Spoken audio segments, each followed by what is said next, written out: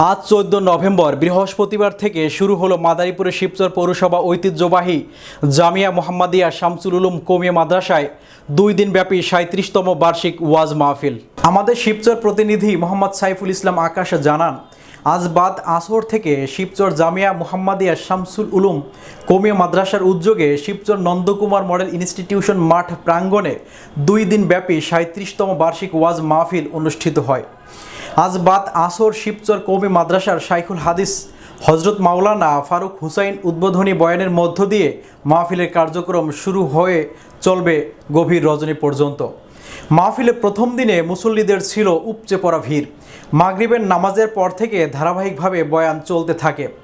এই সময় পুরো প্যান্ডেল মুসল্লিদের কানায় কানায় পরিপূর্ণ হয়ে ওঠে। মাহফিলে দেশ বরেণ্য উলামায়ে কেরাম ও পীর মাশায়েখ বৃন্দ ওয়াজ নসিহত পেশ করেন। 2 দিন ব্যাপী বার্ষিক ওয়াজ মাহফিলের প্রথম দিনে বয়ান পেশ করেন সারা বাংলা আলোড়ন সৃষ্টিকারী বক্তা খতিবে বাঙ্গাল আল্লামা জুনায়েদ আল হাবিব সাহেব, মোহতামিম জামিয়া কাশিমিয়া আশরাফুল উলুম মাদ্রাসা ঢাকা, হজরত মাওলানা আল্লামা হাসান জামিল সাহেব, খতিব বাইতুল মামুর জামে মসজিদ ধানমন্ডি ঢাকা। আরও বয়ান করেন হজরত মাওলানা মুফতি আব্দুর রফ ফরিদি, মুহাদ্দিস দারুল হাবিব মাদ্রাসা জামিয়াতুস সুন্নাহ মাদ্রাসা মোহতামিম হজরত মাওলানা মুফতি নিয়ামতুল্লাহ আল ফরিদি সাহেব, মাওলানা মোর্তাজা সাহেব সিনিয়র মুহাদ্দিস গহরডাঙ্গা মাদ্রাসা গোপালগঞ্জ, মুফতি কামরুজ্জামান সাহেব মুহতামিম ও শাইখুল হাদিস শামসুল উলুম মাদ্রাসা ফরিদপুর, হজরত মাওলানা মুফতি ফখরুল ইসলাম প্রতিষ্ঠাতা পরিচালক জামিয়া ইসলামিয়া আজিজিয়া কামরাঙ্গীরচর ঢাকা। মাহফিলকে সর্বাঙ্গীন সুন্দর ও সাফল্যময় করতে স্বেচ্ছাসেবকদের একটি বিশেষ দল দিনরাত নিরলসভাবে কাজ করে যাচ্ছেন।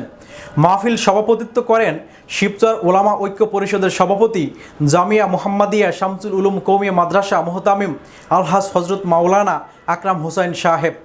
মাহফিলের আরজ গুজার করেন অত্র মাদ্রাসা নায়েবে মোহতামিম আলহাজ হজরত মাওলানা খুরশিদ আলম। আগামী 15 নভেম্বর শুক্রবার মধ্যরাতে আখিরি মোনাজাতের মধ্য দিয়ে শেষ হবে 2 দিনব্যাপী 37তম বার্ষিক ওয়াজ মাহফিল। মাহফিলের সার্বিক তত্ত্বাবধানে ছিলেন শিবচর সাব রেজিস্টার্ড জামে মসজিদের ইমাম ও খতিব আলহাজ হজরত মাওলানা মুফতি বজলুর রহমান আরেফি। ওটাও দেখে নিতে পারে। ছোটবেলায় একটা গল্প করছিলাম, কি নতুন বউ আসতে বাড়িতে, তো শ্বশুরের সামনে খাইতে বসে পিড়ার মধ্যে আগে বইতো, কি বলে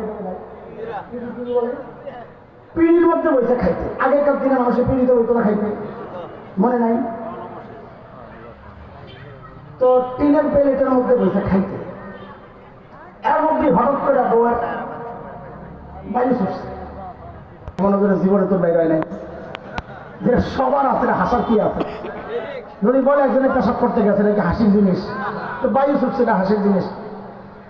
বাকি এটা বোঝার জন্য শব্দটা বলতে যেহেতু কেমন কেমন লাগে, শুনতে শ্রুতি করতে হয়, জন্য আমি উল্টাইয়া বলি, দপা কই, দপা কি আইছে, তোরা উল্টাইয়া উচ্চারণ করিস, আমি করব। হযরত ওসমান আবার ডান পাশে আসছেন, ইয়া রাসূলুল্লাহ আমার দুধ ভাই, আমি নিরাপত্তা চাই। আল্লাহ নবী বলেন ঠিক আছে যাও, নিরাপত্তা দিয়ে দিলাম। দিয়েই সাহাবীদেরকে বললেন, আমি যে খালি মুখটাকে এদিকে ফিরাইয়া ফিরাইয়া সময় ক্ষেপণ করছিলাম, কাল ক্ষেপণ করছিলাম, এই সুযোগে তোরা কেন কলারা ভালো? কার কথা? জোরে বলেন, কার কথা? আমাদেরকে দয়া শিখাও না, আমাদেরকে খোঁচা দেওয়া রহমতের নবী ওয়ারিস করিয়া সব জায়গায় রহমত দেখানোটা মুনাফিকের লক্ষ্য। আমরা যা বলি মুখে যেটা বকে ওইটা, মুখে যেমন বলি নবীর দুশ্মন পাইলে সাইজ করে নামো, এটা হৃদয় লালন করি। আমি বলি আমার সামনে যদি কাউকে পাই আমার নবীকে গালি দিছে,